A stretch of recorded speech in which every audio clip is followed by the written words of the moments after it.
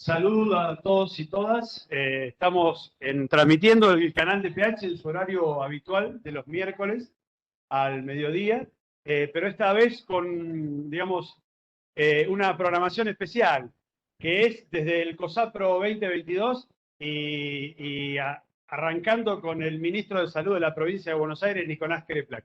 La verdad que es un lujo poder transmitir el canal desde acá, desde COSAPRO y con vos, Nico.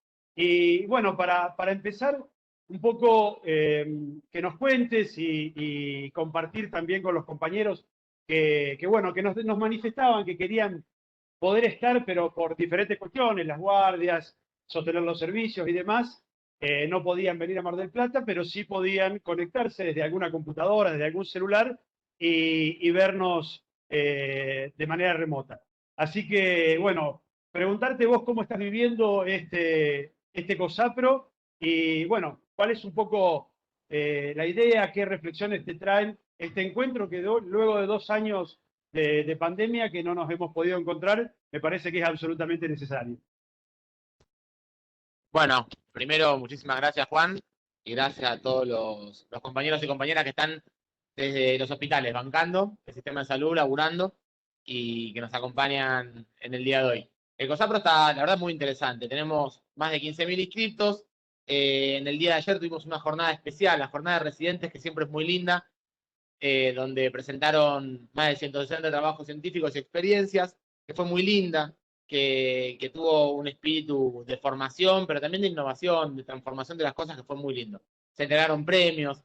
Fue realmente un momento, creo yo, que además de hacer el inicio de este encuentro, fue ilusionador de una esperanza, de ganas de hacer las cosas de una manera más linda y también lo que estamos empezando a vivir todos ya este día de hoy con mucha más gente es el reencontrarnos, ¿no? Es un sistema de salud que ha hecho mucho.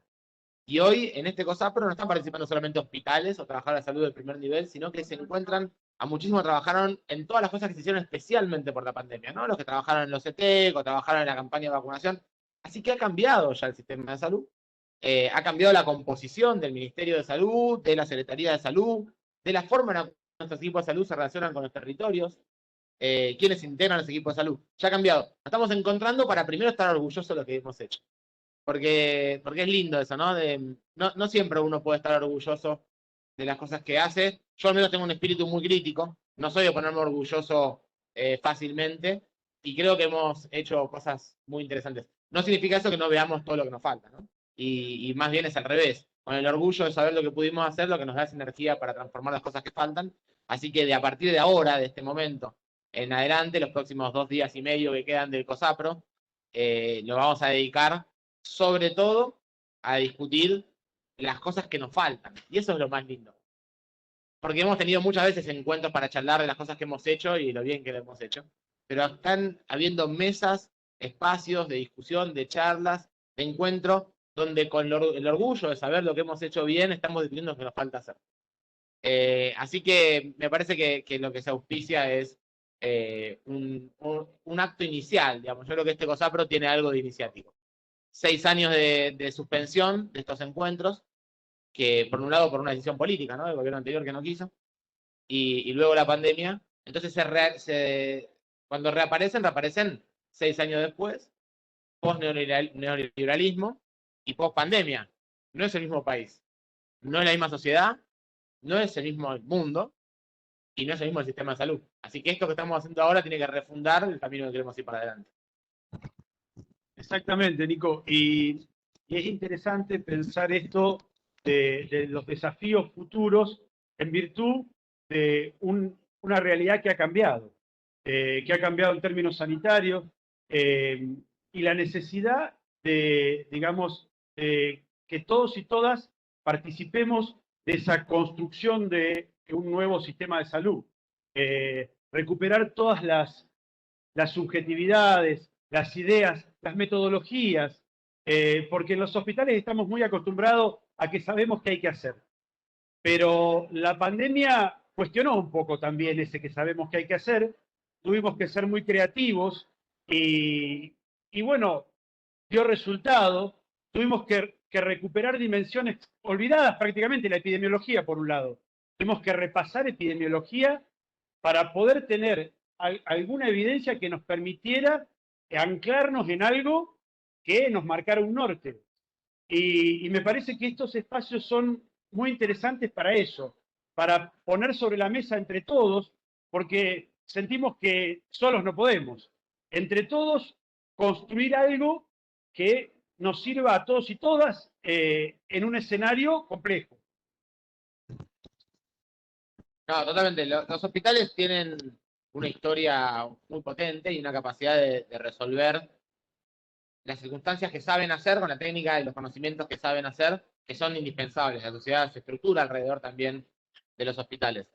Pero también a medida que va cambiando la era y nos agarran estas situaciones como la pandemia, eh, las cosas cambian tanto que quizás el hospital rasca pero donde no pica, digamos, ¿no? Y puede ser que tenga respuestas espectaculares para algún otro problema, para algunos problemas que tiene la sociedad, algunos problemas de salud que tiene la sociedad, pero no para todos los problemas de salud que tiene la sociedad.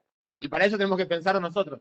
Y lo que estamos viendo acá, lo más interesante de COSAPRO para mí es que las discusiones se abordan siempre en muchas perspectivas. Está la perspectiva médica, y está la perspectiva de cuidado, está la perspectiva de enfermeros o de trabajadores de la salud de distintas profesiones, especialidades, pero también están otras perspectivas, que aparecen perspectivas de otros saberes como el derecho, otras experiencias como la militancia, o otras construcciones. Y la verdad bueno, ¿cómo hacemos para transformar el sistema de salud y sus instituciones que tienen el hospital como un eje central, pero no el único, en algo que nosotros dijimos mucho al principio de la pandemia, quizás fue lo que lo decíamos con mucho orgullo y agradecimiento a los trabajadores de la salud, descubrimos que éramos muy plásticos, que éramos capaces de readaptar el funcionamiento de algo tan duro, rígido, estático como un hospital, pero que no, de repente cambiaba y lo que esta sala pasó a ser terapia intermedia, esta sala pasó a ser, este equipo que hacía tal cosa empezó a hacer tal otra.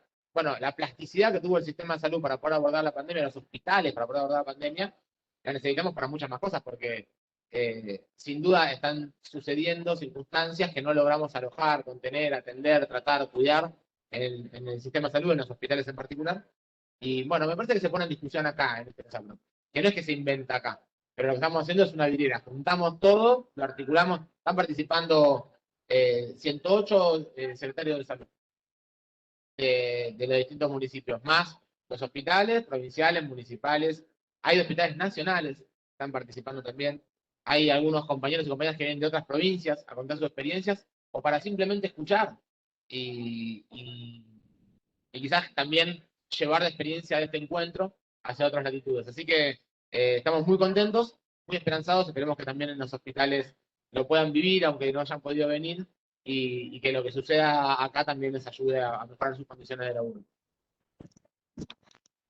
Bueno, Nico, ahora la última y tal vez más personal, pero cuando empezamos la gestión, ¿cómo te imaginabas vos en estos 2 años, en este derrotero?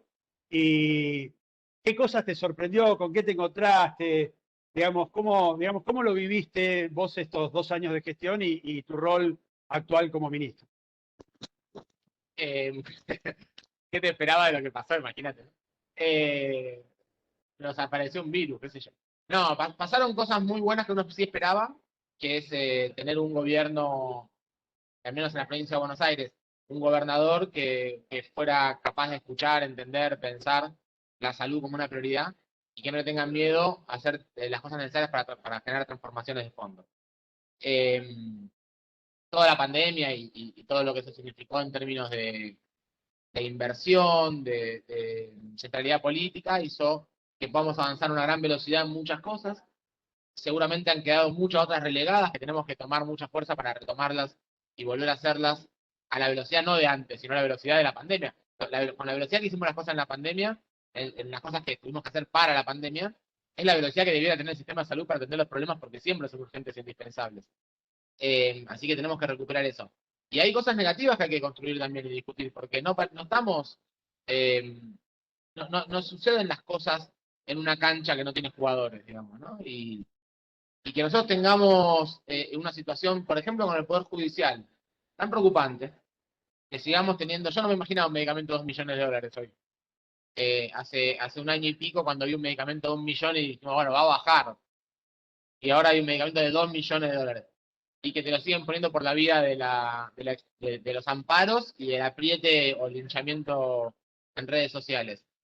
Y la ausencia de respuestas estructurales, ¿no? Y ahí también, cuando uno quiere tomar algunas decisiones estructurales, ¿a qué juegan el resto, los que tienen que acompañar? Por ahí la oposición política, que tendría que acompañarte, dándote los votos para poder sacar las leyes necesarias que te permitan hacer estos cambios estructurales, y no lo hacen, y no se designan jueces.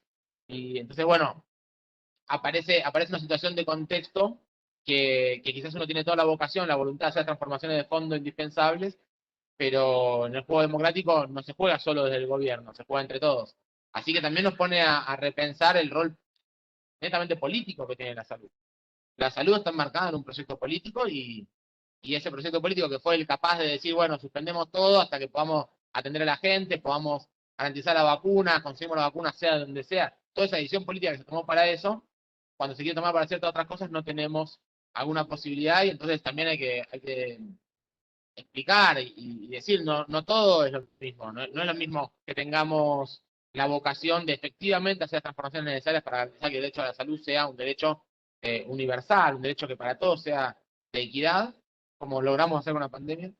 Para eso necesitamos que toda la sociedad entienda que tiene que acompañar y que es una discusión que es netamente política. Bueno, muchas gracias, Nico. Sabemos que tenés compromisos de agenda. Y bueno, nos estamos viendo en el resto de COSAPRU. Ah.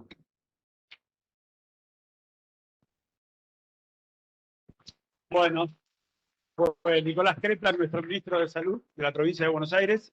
Y no sé cómo viene, Caro, vamos a recibir ahora al doctor Mario Rovere, director provincial de la Escuela de Gobierno Floreal Ferrara, y digamos, el que promovió, propuso y hizo posible que el canal del PH y todas las iniciativas locas que tuvo la DPH en términos de comunicación y de capacitación se hagan realidad. Así que te agradecemos, Mario, mucho siempre por la predisposición, la colaboración, tus equipos de técnicos y tu participación, y siempre estar a disposición del canal. Bueno, Mario, ahí medio Nicolás nos dejaba picando varias cuestiones muy interesantes de cómo reflexionar en este contexto actual la situación sanitaria, nuestro sistema de salud y el campo de la salud, la dimensión política de la salud, cómo tiene que formar parte de la discusión sanitaria la dimensión política, porque si no, sería como una ceguera situacional, estaríamos dejando de ver todo aquello que condiciona de alguna manera muchas de nuestras acciones. Me parece que eso que planteaba Nicolás, bueno, que hay que jugar fuertemente un rol político para que se produzcan los cambios estructurales que queremos llevar adelante para garantizar lo que con la pandemia se pudo garantizar. Yo hoy en la reunión con directores pensaba, uno a veces, yo por lo menos personalmente trato de esquivar las conceptualizaciones economicistas de las cuestiones, porque entiendo primero que hay una suerte de intencionalidad de que el discurso económico atraviese todos los paradigmas. Y por otro lado, porque me parece que es muy rico el discurso sanitario y los valores que tiene el discurso sanitario como para garantizar una representación de lo que está pasando. Pero si tomamos el discurso económico y uno ve que en el contexto de pandemia los recursos que tenía a disposición la provincia de Buenos Aires se tomaron y se distribuyeron en la capacidad instalada que tenía el sistema, y se puso al servicio de la población con el único criterio del cuadro clínico de la persona, o sea, si estabas leve, moderado o grave, y ese criterio de distribución garantizó la equidad de acceso al sistema, estamos hablando de distribución de la riqueza. Y me parece que la distribución de la riqueza hecha con equidad garantiza una sociedad mejor, con mayores derechos. Así que con esa pequeña reflexión te quiero dar lugar para que te explayes. Bueno, muchas gracias, Primero quería saludar un poco al equipo de la escuela. Estamos inaugurando el canal 2 de YouTube. Así que yo estaba ahora mirando en el celular porque me acaban de mandar una foto de recién del ministro hablando contigo y verdaderamente está saliendo muy nítido y bueno, era una de las cosas que nos debíamos aquí desde el COSAPRO, que seguramente los próximos COSAPRO van a ser cada vez más híbridos, digamos, entre presencial y virtual para poder llegar a toda la provincia. Yo creo, Juanse, que tiene una vigencia enorme lo que estás comentando porque yo tengo por lo menos dos lecturas de cotidianas, diría del día de hoy casi. Una es que ayer, por razones políticas, se produce una tremenda transformación que significa la reforma de la Constitución chilena. Específicamente ayer se votaron 7 artículos que crean el Sistema Nacional Universal e Integrado de Salud en Chile, recuperando la tradición de Salvador Allende, la tradición de lo que fue el Servicio Nacional de Salud en Chile, que fue un poco también copia del de Gran Bretaña. Pero ahí mismo,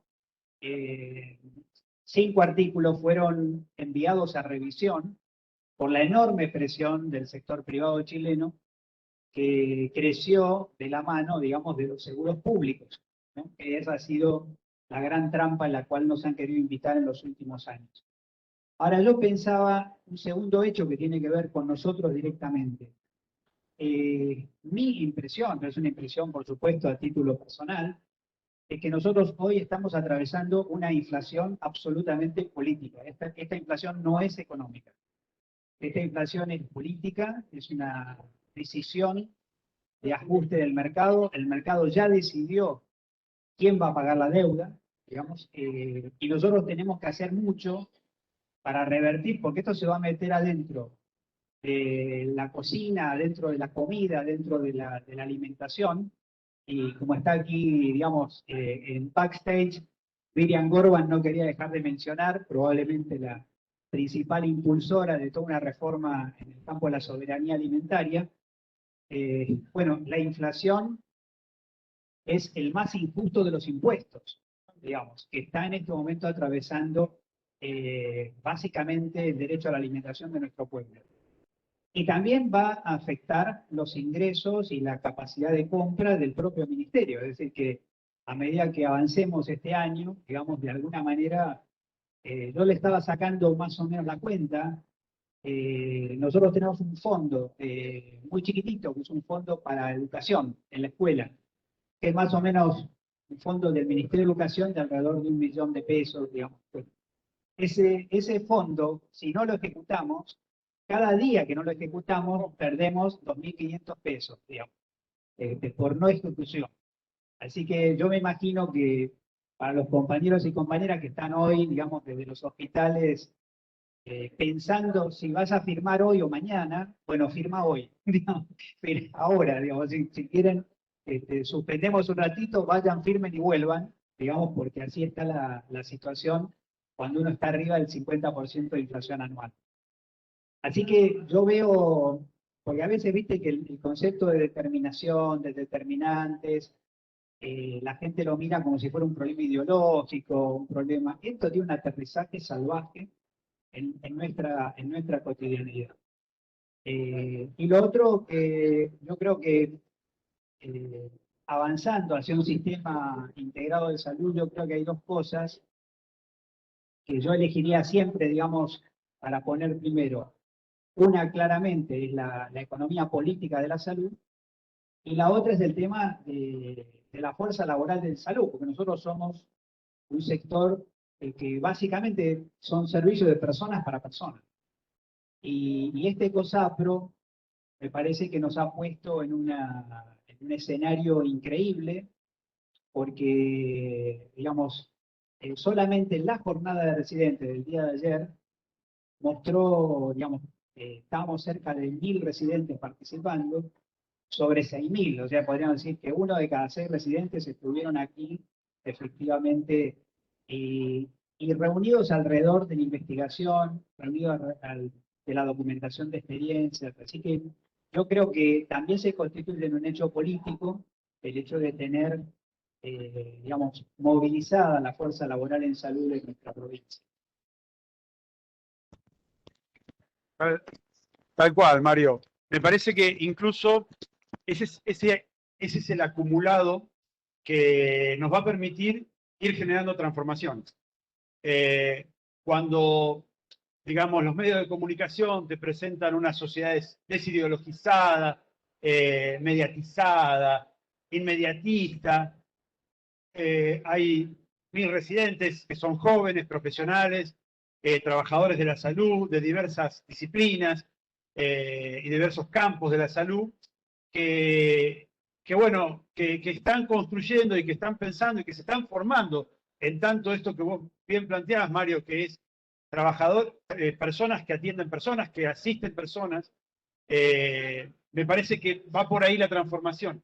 Y va por ahí, digamos, también corriéndonos del paradigma neoliberal, donde, digamos, todo se compra, todo es comprable. No, la formación de una persona, más allá de que tiene un costo, digo, es indelegable, es única, y eso nos permite, y yo creo que nos permitió también, porque me viene a colación cuando se planteaba qué iba a pasar con el conurbano cuando llegara la primera y la segunda ola de COVID, y si nosotros seguíamos los cálculos estadísticos digamos,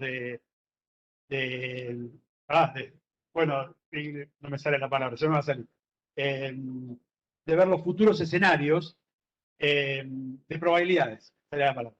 Los cálculos de probabilidades, el crecimiento exponencial no nos iba a permitir atender todo lo que nos permitió atender. Y eso tuvo que ver con que hay dimensiones que tienen que ver con los equipos, con los sujetos, que idearon formas de cuidar al otro que hicieron que el conurbado pudiera dar respuesta. Y me parece que eso es la fuerza laboral.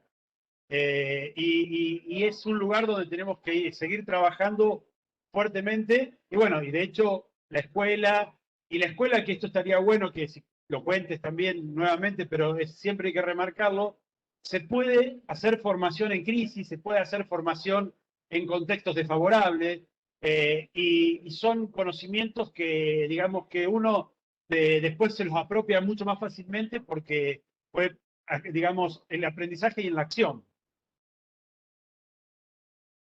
Sí, tal cual lo que estabas comentando, lo primero que me aparece es un poco el primer reflejo que tuvimos en un momento dado, creo que estábamos juntos en alguna reunión, que decíamos un poquito para nosotros, digamos, menos modelo matemático y más epidemiología, ¿no? Porque la verdad es que el problema era fundamentalmente que los modelos matemáticos eran asumiendo que no hacíamos nada, digamos, pero después, concretamente, a través de la ASPO, a través de las distintas medidas, incluso en el 2020, ya tuvimos una incidencia sobre la curva que permitió también todas esas adaptaciones y adecuaciones, claramente. Ahora, a mí me parece que el tema de la forma como la fuerza laboral, básicamente, los trabajadores de salud, los profesionales, los técnicos, los administrativos, los promotores de salud, las enfermeras, se han puesto al hombro, digamos, esta respuesta frente a la pandemia, es algo que nosotros necesitamos resaltar. Y no tiene que ver, como decía recién el ministro, con una especie de orgullo de, digamos, porque sí, digamos, digamos, en ausencia de crítica, sino que en realidad lo que pasa fundamentalmente es que aquí, con miedo y todo, con incertidumbre y todo, la situación rápidamente fue poner el cuerpo, y a veces, digamos, concretamente tenemos compañeros y compañeras que hemos perdido como consecuencia de eso, y con quienes tendremos una deuda eterna, digamos, nosotros y el pueblo argentino. Ahora, en relación al tema de formación en crisis que mencionabas, yo creo que lo pudimos hacer porque tenemos un paradigma educativo que tiene que ver un poco como pensar al revés. Digamos. Pensar al revés es que nosotros no pensamos en lo que se sabe que hay que hacer para que después se aplique, sino hacemos al revés, o sea, hacemos una especie de práctico reflexivo preguntamos qué estás haciendo y a partir de ahí organizamos los contenidos educativos. Entonces, yo tengo muchos años, digamos, de participar en la formación académica, pero esta escuela es una experiencia distinta y nos dimos cuenta que es una experiencia distinta, porque se trata de una escuela totalmente moldeada para las necesidades del sistema de salud. O sea que decimos y repetimos una y mil veces, digamos, esta escuela sigue las políticas del ministerio como la sombra sigue al cuerpo, digamos. O sea que de la forma en que se dé la respuesta que haga falta en cada momento. Y eso se nota, Mario.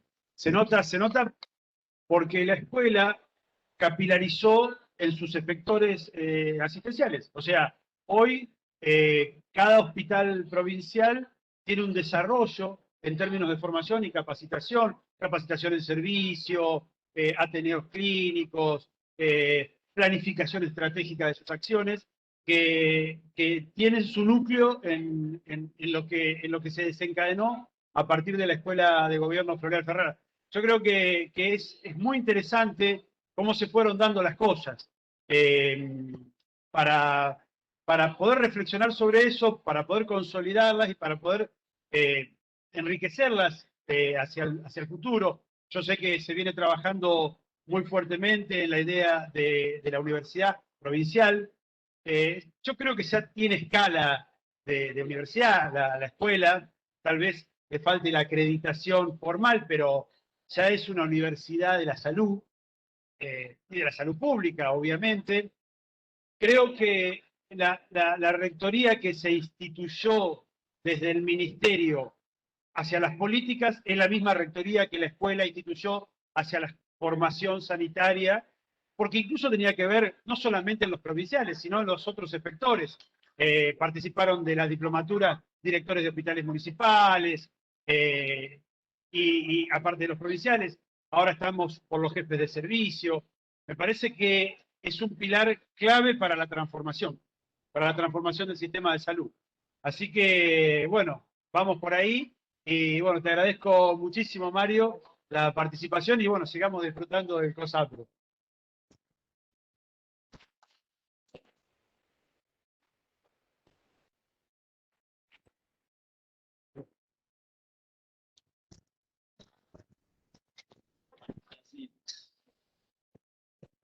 Bueno, no, un día muy continuado, un día muy importante hoy. No, la verdad es que estaba muy bueno tener estos espacios de reflexión y compartirlo con los compañeros que... Hola, hola, hola. Yo sin batería. Sin batería. Bueno, compartirlo con los compañeros que no pudieron venir. Y bueno, un poco el artífice de toda esta locura y esta movida colectiva es Martín Echeverry, compañero, amigo de otras gestiones y de la actual gestión, con el que me tocó participar y estar en ámbitos de formación, en diferentes recorridos, y bueno, nos encuentra ahora en el COSAPRO, que era una instancia, digamos, que la provincia, el sector salud de la provincia de Buenos Aires la tenía muy incorporada y que desgraciadamente durante 6 años se discontinuaron. 2 nuestros de la pandemia, pero 4 años de la gestión anterior. Yo creo que no es azaroso que no se hayan generado estos espacios de encuentro, de participación y de reflexión. Y me parece que está muy bueno que los recuperemos. No sé qué pensás, Martín, vos en ese sentido. ¿Qué tal? ¿Cómo está Juan? ¿Cómo andan todos? Ante todo, mil gracias por la participación, porque una de las cosas que pensamos y así lo trabajamos es que recuperar el COSAPRO en términos de Consejo de Salud con los municipios y recuperar el Congreso del COSAPRO, el Congreso de Salud, está pensado, militado y trabajado desde los trabajadores y trabajadoras del sistema. Es una de las premisas fundamentales que hablamos del inicio de la gestión, más allá de lo tremendo de la pandemia. Cuando pasó la primera ola de la pandemia, ya hace un montón, una vida atrás, pero septiembre, octubre, por ahí del año 2020, si no me equivoco, hablando con Daniel Goyán, que en ese momento era ministro, y con Nicolás, y con Eco Kreplak, tomamos la decisión, toman ellos la decisión y me encargan a mí de reactivar el COSAPRO, porque bien decías recién que tiene una historia grande. Quienes somos un poco más antiguos en esto sabemos que el encuentro de secretarios de los equipos de los municipios con los equipos provinciales es imprescindible para poder trabajar en conjunto. Hubo una decisión muy concreta del gobierno de Vidal de interrumpir el vínculo, digamos, cuando uno habla a veces de la fragmentación y de la ruptura que va teniendo el sistema, en general no pasa azarosamente, sino que hay intencionalidad. Claramente el gobierno anterior tuvo la intencionalidad de fraccionar el sistema, por eso no había encuentro entre los municipios y la provincia, por eso el COSAPRO dejó de estar, porque fundamentalmente es eso, es el espacio de encuentro de municipio y provincia. La idea de retomarlo tiene que ver con que estamos planteando fuerte la transformación del sistema, avanzar en el sistema integrado. Entendemos que eso lo hace el Estado, que el sistema tiene que ser integrado entre los tres subsectores, pero que el Estado lo gobierna y que el Estado es el rector. Y si el sistema público es el rector, en la provincia de Buenos Aires se llama municipios y provincias. No hay otra manera de pensarlo. Ese es el esfuerzo loco, como decís vos, que estamos haciendo por tratar de que todos quienes tenemos más años, pero también que se van sumando jovenmente a la gestión en los distintos municipios o en los organismos provinciales, vayamos adquiriendo esta idea de que es imposible pensar la salud pública en la provincia si no es todos juntos. Y esto está hermoso, somos 15.000 personas, trabajadores de la salud, que vamos a estar discutiendo. En los precongresos que se hicieron, muchos de los directores de hospitales y de los equipos de los hospitales participaron. En el territorio participaron más de 3.500 personas. Así que bueno, es la forma que entendemos que se construye el sistema y es en lo que estamos empeñados y bueno, está saliendo, a poquito va saliendo. Sí, y me parece que, Martín, parte de la complejidad tiene que ver con esto que vos decís. O sea, es impensado, valga la redundancia, pensar el sistema sin los diferentes subsistemas, sin los diferentes, digamos, territorios. Me parece que hay que pensar la provincia con los municipios, con la nación, con el subsector privado, y me parece que un poco el desafío tiene que ver con eso. Tiene que ver con que, a ver, aprovechar, si se quiere, entre comillas, la oportunidad que nos dio la pandemia de que frente a una amenaza de altísimo riesgo que instituyó el COVID, naturalmente nos acercamos. Nos acercamos, generamos dispositivos de integración, pero esa enseñanza nos tiene que quedar para todas las otras cuestiones. O sea, es tan grave morirse de COVID como morirse de cualquier cosa. Entonces, tenemos que hacer el esfuerzo, todos, entendiendo la complejidad con la cual lidiamos, para que se generen los mecanismos de articulación que nos permitan garantizarle a las personas una mejor forma de cuidado. Y es un desafío, porque cuando uno lo piensa, viste, en tu cabeza se presenta inabarcable, porque hay miles de dimensiones, desde digamos, el marco normativo, desde los procesos, desde las informalidades, desde las representaciones territoriales, ¿qué es un hospital para una persona de una localidad y no de otra? Me parece que también de eso trata este COSAPRO, de cómo pensamos la complejidad del desafío de la integración. Mira, creo que el tema central, y una de las formas en la que lo pensamos es como se está dando el COSAPRO, que es desde los trabajadores. Desde los trabajadores en tantos sujetos, personas que también viven con sus familias en los territorios, que participan de las instituciones donde se brindan servicios de salud y que tienen muchísimo que aportar. Si hacemos un análisis más exhaustivo, que seguramente lo vamos a poder hacer después del viernes, a la semana que viene, las siguientes, de los 1.200 relatos de experiencias que se presentaron, todos hablan sobre la pandemia, pero en realidad no sobre cómo se atacó la pandemia en particular, sobre eso hay algunos, sino cómo el sistema de salud en cada uno de sus temas, en niñeces, en infancias, en adicciones, no sé, en patologías específicas, los trabajos lo que cuentan es cómo esos equipos que trabajaban, no sé, hipertensión, por decir cualquier tema, adaptaron su modo de trabajar a lo que la realidad les impuso. Y pudieron seguir avanzando y trabajando con aquellas personas que necesitan de esos cuidados. Esto lo que, digamos, a lo que voy es que y a los hospitales les pasó en la dimensión enorme que tienen lo mismo, que es las cosas que hay que hacer, hay que seguir haciéndolas independientemente de cuáles son las situaciones que van dándose en la realidad. En la realidad lo que pasó es que nos pasó una pandemia y así todos los equipos de trabajo, las personas, pudieron generar una cultura de trabajo que trasciende el atender la pandemia y que tiene que ver principalmente con buscar nuevos modos de organización para que los problemas de salud que tiene nuestra comunidad sean atendidos. Yo creo que que parte del camino es ese, es escucharnos, escuchar a los trabajadores, escuchar a la comunidad que tiene mucho también para decir, entender que no lo hacemos solos. Cuando uno piensa en un hospital provincial, muchas veces lo pensamos, es un prejuicio, por lo menos que tengo yo y que lo escuché muchas veces, lo pensamos aislado de su territorio. Los hospitales son provinciales, pero están en municipios, están insertos en un territorio que tiene particularidades. Hay un avance muy fuerte de la gestión, bueno, un avance de tu gestión muy fuerte en lo que es abrir el hospital a todo lo que hace en el campo de la salud en ese territorio en particular y que no tiene que ver con una mirada, salir de una mirada hospitalocéntrica y ponerse en términos de salud en una mirada mucho más comunitaria y colectiva. Me parece que el camino está marcado, el rumbo, tenemos como muchas señales de hacia dónde ir y la pandemia nos da la posibilidad de que nuestros dirigentes, nuestro pueblo y nosotros, trabajadores del sistema, estamos alineados con el mismo objetivo. Por eso me parece que es central lo que planteas y que gran parte de la tarea está en manos nuestras, de los trabajadores del sistema.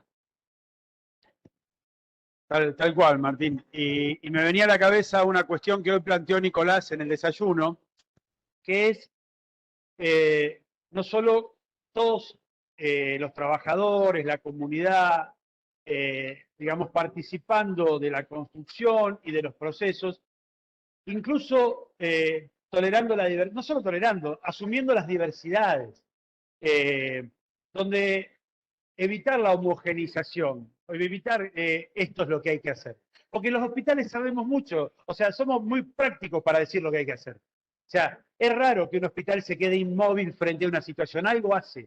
El punto es que debemos parar la pelota y reflexionar sobre esas prácticas y permitir que haya otros que se expresen. Desde otra, bueno, los consultorios de diversidad es una forma de decir, bueno, no, pará, también hay otra forma de atender, también hay otra forma de reconocer al otro.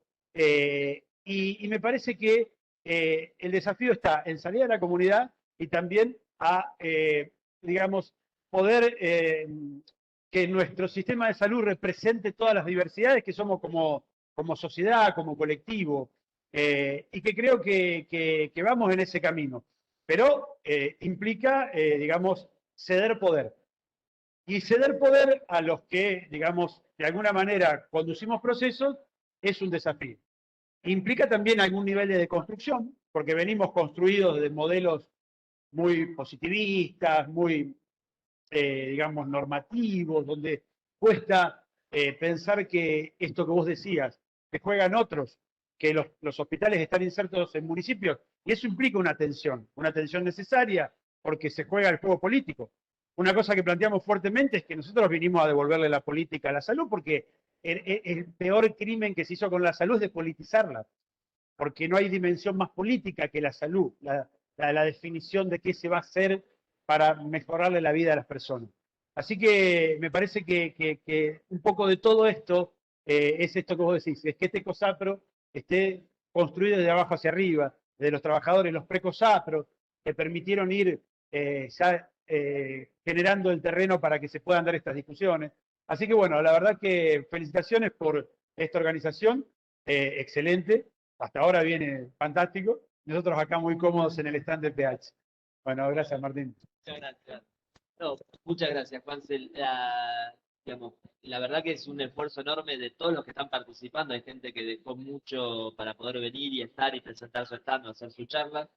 La invitación o el compromiso de todos, no solamente de quienes quizás tenemos un poco más de cara en esto, sino de todos, es que sigamos este tránsito de construcción colectiva y bueno, y escuchándonos, generando consenso, como decís vos, buscando las coincidencias, poniéndole política a la salud pública, a la salud y a la salud pública en particular.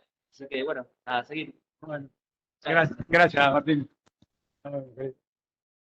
Bueno, Martín Echeverry nos acompañó recién y seguimos con este lujo de participación del canal de PH con la licenciada Julieta Calmens, subsecretaria de Salud Mental del Ministerio de Salud de la provincia de Buenos Aires. Así que, bienvenida, Juli.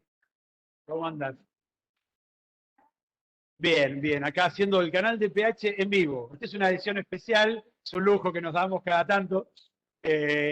Bueno, tenemos del otro lado todos los equipos de salud que no pudieron participar por razones obvias, porque se tuvieron que quedar en sus servicios, cubrir guardias y demás. El resto está por acá y escucha en vivo el canal. Y la idea, como coincidía el Congreso con el horario del canal, es que usemos el espacio para reflexionar un poco, nada, de este encuentro que luego de 2 años de nuestra gestión, pero de 6 años que no se hacía el COSAPRO, nos reencuentre a todos acá en Mar del Plata, pensando el sistema de salud, la integración, qué nos pasó con la pandemia, qué nos pasó a todos como sociedad, como sujetos. Creo que no somos los mismos.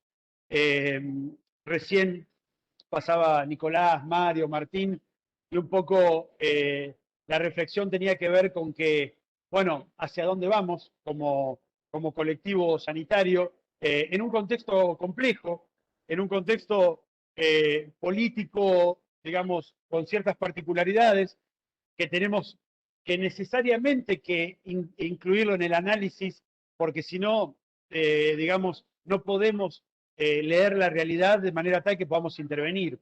Así que, bueno, la idea un poco es eso, es reflexionar sobre esas cuestiones. Y a vos, Juli, que te tocó, digamos, saldar una deuda muy grande de la salud mental que tenía que ver con la desmanicomialización en un contexto inesperado.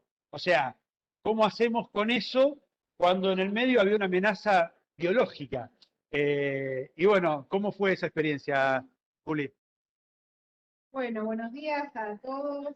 Por ahí ustedes no sé si ellos escuchan la cantidad de voces que hay atrás y la intensidad de este COSAPRO que nos está reuniendo a todos y a todas con mucha alegría, porque me parece que los esfuerzos que generó el sistema de salud en el marco de la pandemia fueron esfuerzos de tiempo, de energía, de cuerpo, de mente, y también de un compromiso con mucha amorosidad.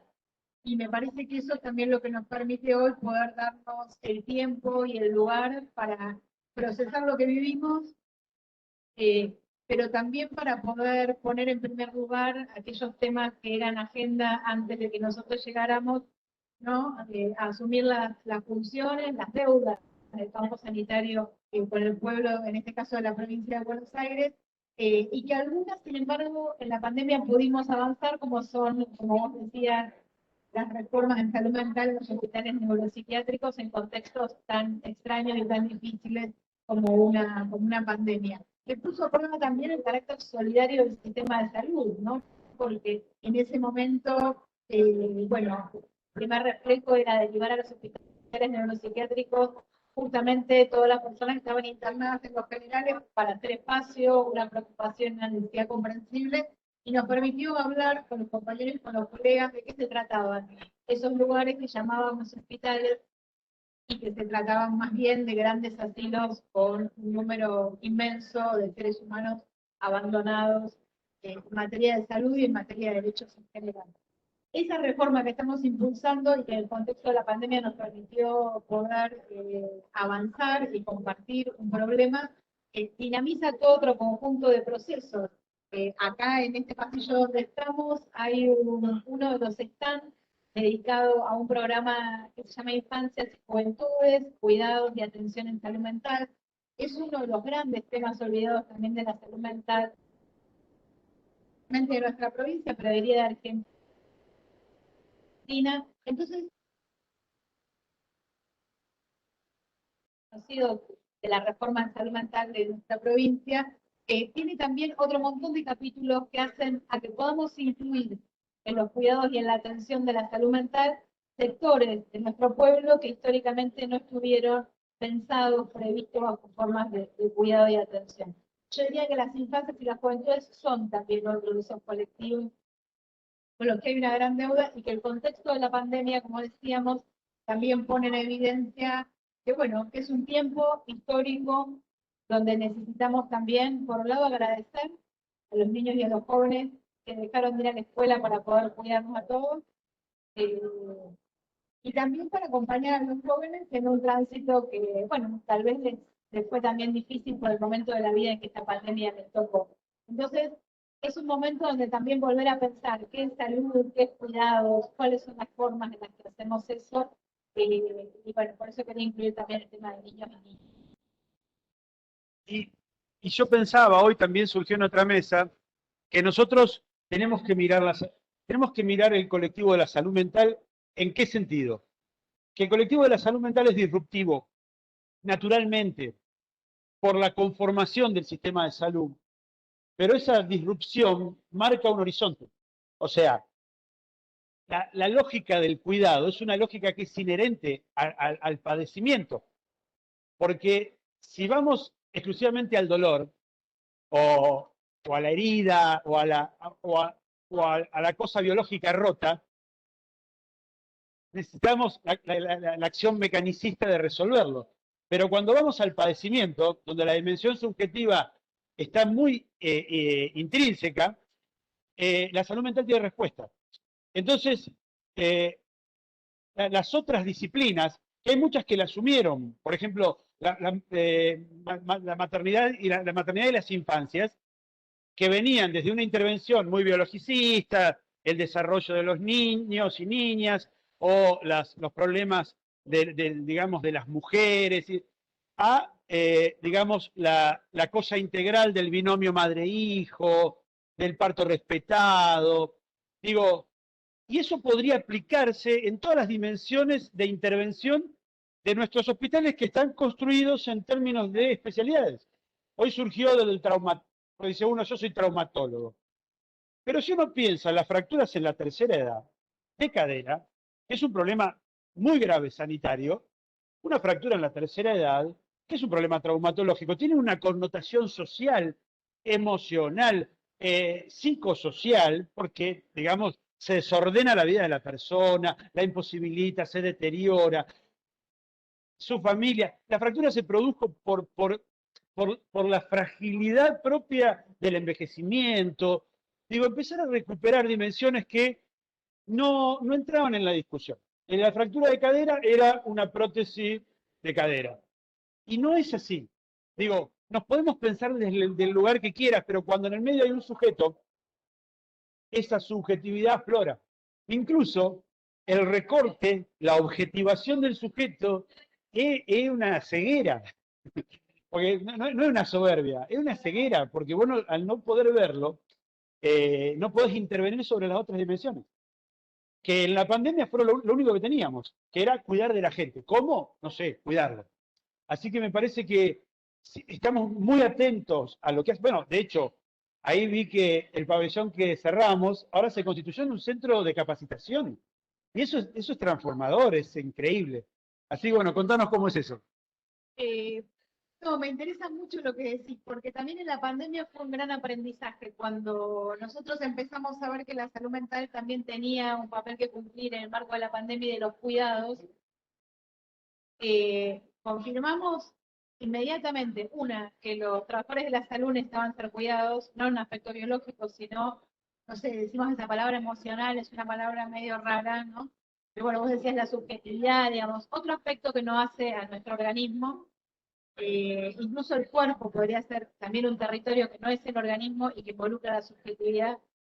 Y también encontramos que uno de los sufrimientos más grandes de las personas, además de la afección física por el COVID, era la soledad con la que transitaban. La imposibilidad de ser acompañado en momentos límites, e incluso en los momentos no límites, pero en momentos de sufrimiento. Entonces la soledad el aislamiento en las condiciones de cuidado era una fuente de sufrimiento enorme, era una fuente también de mucha tensión para los trabajadores, porque no solo les tocaba lo que históricamente les toca con los grados de ceguera, ¿no? Que vos decís que es cuidar la enfermedad, sino que además estaban de cara con la angustia y el sufrimiento de las personas, no solo por lo que les pasaba en el cuerpo y en la vida, sino por la privación, y también las personas, los familiares que estaban afuera. Yo recuerdo muchas reuniones con equipos de salud y con directivos, que una de las preocupaciones era todas las familias que se aglomeraban para poder entrar. Entonces, el protocolo de ingreso, la compra de tablets para poder comunicarse, el poder plantear qué parte de la atención tenía que involucrar un contacto con los otros. Todo eso me parece que tiene que ver justo con el punto que vos decís de cuál es nuestra mirada sanitaria, ¿no? Y en ese punto, si bien asumimos partes del proyecto de reforma en salud, cada uno desde el ángulo que le toca, para todos la subjetividad en este ministerio forma parte de lo integral de la concepción del sujeto y del ser humano.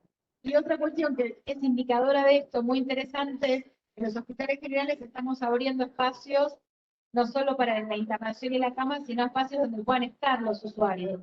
Por ejemplo, no sé, para tomar uno más inmediato, el hospital Emita de Lanús, uno de sus directores impulsó el armado de un jardín, un parque, pensado para salud mental, pero ¿qué pasó? Pacientes oncológicos empezaban a usarlo, mamás que estaban con sus niños en neo se quedaban ahí.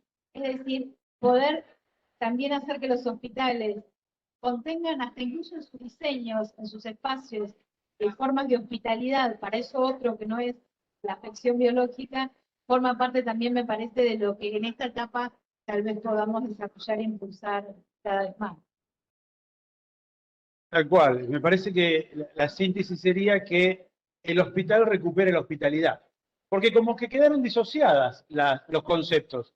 Vos hablás de hospitalidad, bueno, yo vengo de los pagos de Ricardo Guigalde, que habla de la hospitalidad, y vos no lo asociás naturalmente a un hospital, porque el hospital, su propia estructura y sus propios procesos de atención te llevan al lugar de, digamos, de la enfermedad.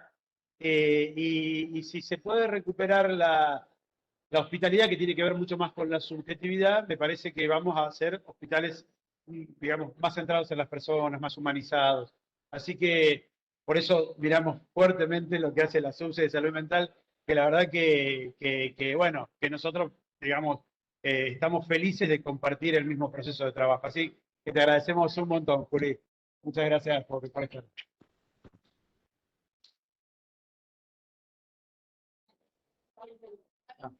Bueno, gracias, Juli. Bueno, ya está nuestro invitado de cierre, pero la verdad es que transitar y repasar con cada uno de los compañeros de trabajo, porque tanto el ministro Nicolás Kreplak como Mario Rovere, como Julieta Calmes, como Martín Echeverry son compañeros de trabajo, y poder reflexionar sobre lo que pudimos llevar adelante en la pandemia y hacia dónde vamos, me parece que es un ejercicio necesario. Por varios motivos, porque los hospitales fueron los protagonistas y son los que tienen, digamos, de alguna manera el rol y la responsabilidad de repensarse en este nuevo contexto que se presenta hacia el futuro. Y hacia el futuro no me refiero a 1 o 2 años de gestión, sino como cambio de paradigma. El COVID y, digamos, los nuevos desafíos en la salud pública imponen necesariamente un cambio de paradigma. Lo hablábamos recién con Julieta. Hoy es impensado, digamos, garantizar el abordaje de la salud o el proceso salud, enfermedad, atención y cuidado desde una sola mirada, desde una mirada biológica o desde una mirada eminentemente clínica. Necesitamos incorporar todas las disciplinas para construir un abordaje mucho más integral del proceso de salud, enfermedad, atención y cuidado. Así que ese es el desafío que hoy tenemos como hospitales públicos provinciales. ¿Cómo lo vamos a hacer? Lo vamos a hacer desde muchos lugares. El hospital en sí mismo es un mundo, tiene sus áreas de capacitación y docencia, sus CODEI, tiene sus residencias de formación, tiene sus escuelas de enfermería, tienen sus servicios que tienen sus espacios de integración, tienen sus actividades regulares para lo que tiene que ver con los ateneos clínicos, con los pases de sala, y todas esas herramientas que hoy nos permiten ir modificando nuestros procesos de atención para ser mucho más cercanos a los padecimientos de las personas. Ahí está el desafío.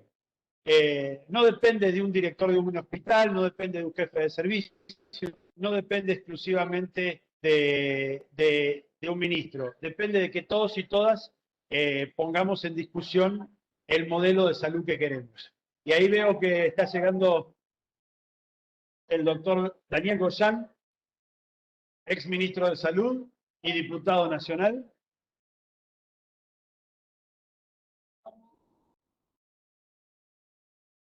Hola, ¿cómo estás, Daniel? Acá. Bueno, en este DPH de lujo, el canal de DPH, vamos a hacer, bueno, el cierre del canal con el ex ministro de Salud provincial y nacional, dos exministerios, y actual diputado nacional, Daniel Goyan. Y qué interesante, Daniel, tu rol en este contexto. Hablábamos nosotros, aparte del rol que llevaste adelante durante la pandemia, que lo hablábamos con Nicolás, que era una situación imprevista. Ninguno de nosotros sabíamos que íbamos a ocupar un lugar de gestión en ese contexto. Tal vez, podemos decir, para tener un latiguillo, nos formamos toda la vida para trabajar en situaciones difíciles, pero era una situación inesperada, donde no había mucha evidencia y había que tomar decisiones, donde teníamos que mirar algunos indicadores que no estaban, digamos, en la literatura, por lo menos, y pudimos transitar ese momento, yo creo que de la manera más humana y técnica posible, y con mucho criterio sanitario y político, relegando las transformaciones que teníamos planificadas porque había que asistir a una urgencia, pero que hoy siguen latentes esas transformaciones, y la integración se tiene que dar desde todos los aspectos y desde digamos, desde el lugar político que tiene que tener la salud hoy en día.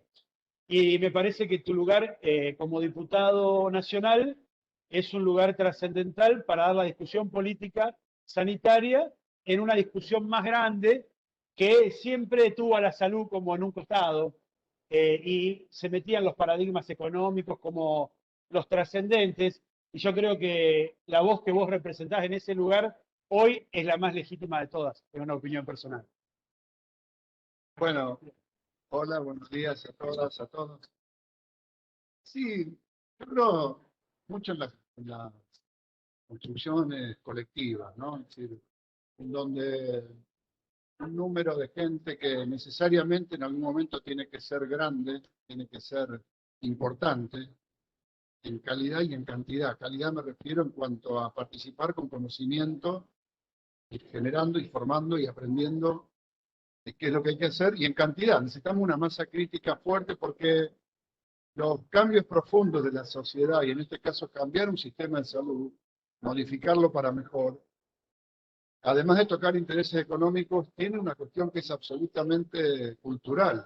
Nosotros pensamos y vemos a la salud porque nos enseñaron así, la vemos de una manera porque nos enseñaron así. En el grado, en el posgrado, en nuestra experiencia cotidiana laboral, estamos orientados y sesgados a ver la salud de una manera. Y uno puede trabajar, y hay que hacerlo, y dentro del proyecto de ley que estamos empezando a consolidar para marchar hacia un sistema nacional integrado de salud, que se va a llamar Ley para la Integración Funcional del Sistema de Salud Argentino. Obviamente uno va incorporando todas estas cuestiones que ha problematizado y que hace que nuestro sistema no funcione bien. Y uno puede, al final de esto, con suerte, tener una ley, tener una norma. Ahora, la ley sola no garantiza nada. Leía los otros días, leyendo el libro nuestro, ¿no?, de La salud sí tiene precio, el capítulo que habla del SUS brasilero. Es una constante puja. Es una constante puja. Cambiar un modelo, en un momento se avanza, en un momento se detiene, en un momento retrocede, y el Estado pasa a financiar más el privado que los recursos que está poniendo en la parte de los recursos públicos que se ponen para la salud. Y esta puja es continua. Entonces, si no tenés un marco de tipo ideológico y de tipo doctrinario y de tipo de conciencia, hola, no sé si sale. No, sale en el YouTube, sí. Sí. Bueno, perfecto. Bien, si no tenés eso, es muy difícil consolidar un cambio en el tiempo. Esto es lo que nosotros denominamos la batalla cultural por las ideas. Nosotros tenemos una generación permanente de ideas que reproducen y avalan y quieren el modelo médico hegemónico, el modelo de privatización de la salud, el modelo de mercado, el modelo de la curación de la enfermedad por sobre la prevención y la promoción, el modelo de la medicalización, el modelo... Y cuidado, que cuando estoy hablando de todas estas cosas estoy diciendo son valiosísimos los medicamentos bien usados. Es valiosísima la tecnología bien usada. El problema es que cuando empezamos a hacer un uso desproporcionado y desequilibrado, ahí estamos con un boomerang, se nos vuelve en contra porque desfinanciamos lo más importante, que es las políticas de cuidado de la salud. Y entonces, lo que yo te comentaba para resumir es, podemos tener una ley, vamos a trabajar, ojalá podamos sacarlo, ustedes saben que está complicado todo en el país, en el Congreso también, para sacar leyes, pero intentaremos hacerlo y vamos a seguir bregando por esto. Pero esto que estamos viendo hoy acá, este COSAPRO, en donde se anotan 15.000 personas para venir a pasar durante 4 días una experiencia de salud, esto es lo que debe seguir creciendo para poder garantizar después que en cada lugar de nuestras vidas, incluidos, por supuesto, los centros de salud, ya sean hospitales, centros de atención primaria, en cualquier lugar, en los ministerios, en las secretarías de salud, haya compañeros, compañeras, trabajadores, trabajadoras de la salud con esta visión. Sí, y en esto que planteabas, Daniel, digamos, de la ley que no transforma naturalmente la realidad, sino es el colectivo de personas y sujetos en cada uno de sus actos cotidianos, que la ley puede darnos un marco y que incluso si uno tomara algunos elementos de la mirada más económica de la salud, podríamos decir que en contexto de pandemia, la Argentina, pero en particular la provincia de Buenos Aires, tomó todos sus recursos, los distribuyó con un criterio de fortalecimiento del sistema de salud, compra de respiradores, pseudoanalgesia, recurso, fuerza laboral en salud, se incrementó muchísimo, y con eso garantizó un criterio de equidad a las personas al ingreso al sistema, cuyo único criterio era su estatus clínico, si la persona estaba grave o moderada, a dónde debía ir, y eso fue un mecanismo de equidad, o sea que hicimos redistribución de la riqueza y con un resultado positivo, que todos fueron atendidos de acuerdo a lo que necesitaban. Digo, funciona. O sea, cuando uno redistribuye de una manera con criterio sanitario, en este caso, funciona.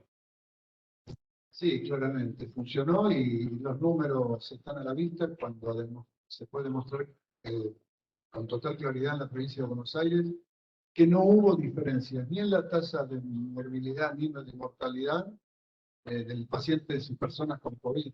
Entre los pobres, los de clase media, los viejos, no hubo. Tuvieron todos el mismo comportamiento. Eso implica que no hubo un factor de distorsión a favor de los que más tenían en contra de los que menos tenían. Eso también, hay que decirlo, se debe a que tuvimos la base del sistema público, su sector público de la salud, pero además un Estado que interactuó con todos los otros sectores de la salud y un Estado que le dio incluso recursos al sector privado para que pudiera sostenerse, porque había que afrontar una pandemia que en términos económicos a los prestadores de salud, prestadores, no los financiadores, prestadores de salud, les generó un desbalance muy grande de su situación económica, que en muchos casos ya venían mal. Cuando ingresamos a la gestión ya enseguida recibimos a los referentes de los prestadores privados de la salud y ya venían con problemas que conocían más hace mucho tiempo. Y que en medio de una pandemia había que sostener esas 1.600 camas de terapia intensiva de clínicas y sanatorios que estaban en riesgo de cerrar. Y se trabajó en conjunto y se hizo gestión en conjunto de camas, es decir, se demostró claramente que el sistema puede interactuar integradamente. Por supuesto, muy dirigido a lo que era la contención de la pandemia. Ahora se puede ampliar, de ejemplo está, que se puede ampliar sobre el resto. Siempre con un Estado que tenga una capacidad prestadora fuerte. Por eso nuestro gobernador tiene el empeño de poner a la salud, otras áreas también, pero hablemos de salud ahora, como una prioridad de gestión. No subió, dijo, salud, educación, producción y trabajo, en los 4 pilares centrales, no porque las otras cosas no fueran importantes. Y eso es necesario porque es muy difícil pensar en un sistema integrado de salud con un subsector público débil. Nosotros tenemos que pensar que el subsector público de la salud tiene que ser el techo del derecho, no la base. Es decir, no decir, bueno, esto es lo mínimo, se lo vamos a garantizar, pero de ahí para arriba el que tenga más recursos va a tener más acceso a diferentes cosas. Nosotros tenemos que lograr, y creo que lo estamos haciendo, y que además en la pandemia se vio, las terapias intensivas y los lugares donde se atendió pacientes con COVID en los hospitales públicos de la provincia de Buenos Aires fueron de lujo. Y en eso, por supuesto, tiene que ver todo el esfuerzo que se hizo para dotarnos de las cosas necesarias, pero predominantemente a la calidad de la fuerza laboral en salud, como le decimos ahora. Lo aclaramos a veces que nos referimos a recursos humanos porque algunos no entienden la palabra todavía fuerza laboral. Esa fuerza laboral que tantas veces las hemos tenido golpeada, estigmatizada, bueno, puso todo lo que había que poner sobre la mesa y más, y más.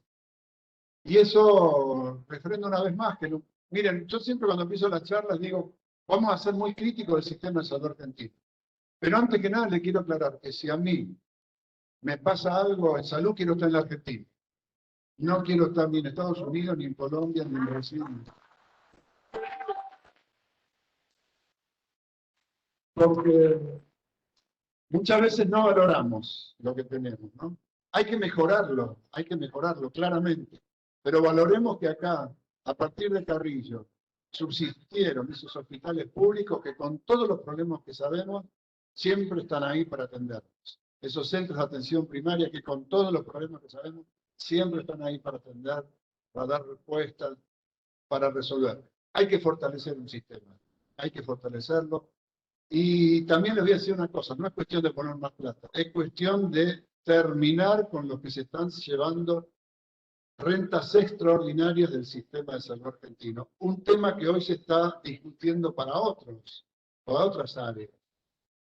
Nosotros los argentinos decimos, invertimos o gastamos 45.000 millones de dólares en salud por año.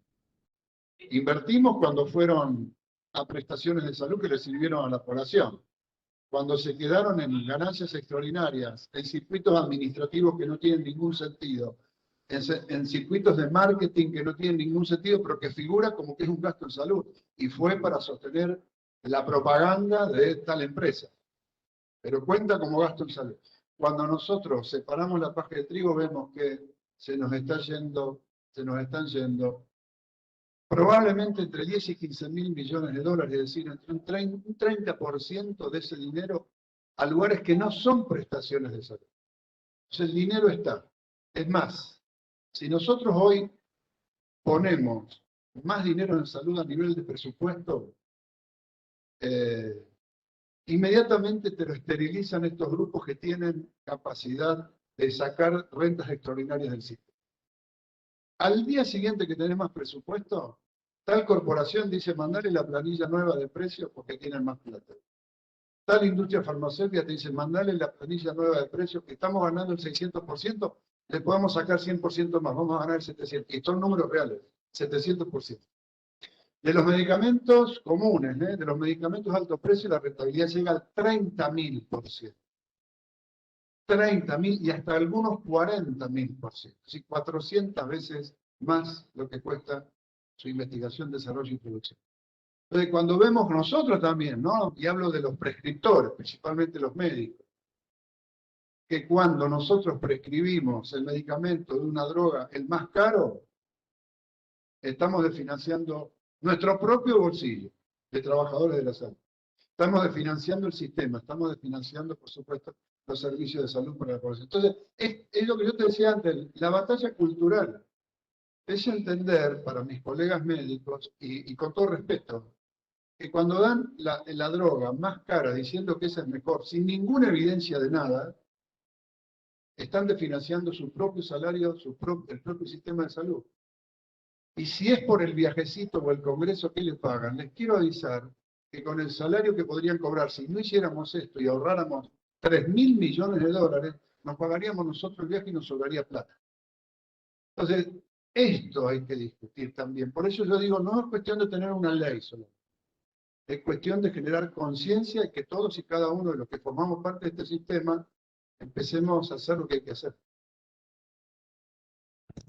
Bueno, Daniel, muchas gracias. La verdad que es bueno, un aplauso para el ministro.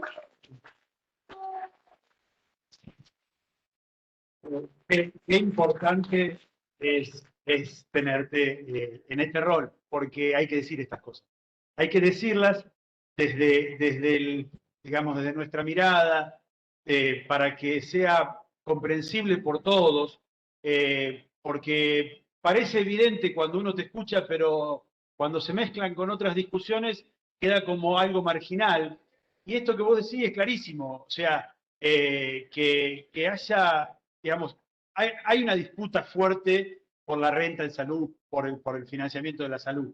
Y el único que le puede hacer frente a esa disputa es la política y es el Estado. No hay otra forma de torcer eso. Así que la verdad que feliz de que seas nuestro diputado nacional y que haya sido nuestro ministro. Gracias, Daniel.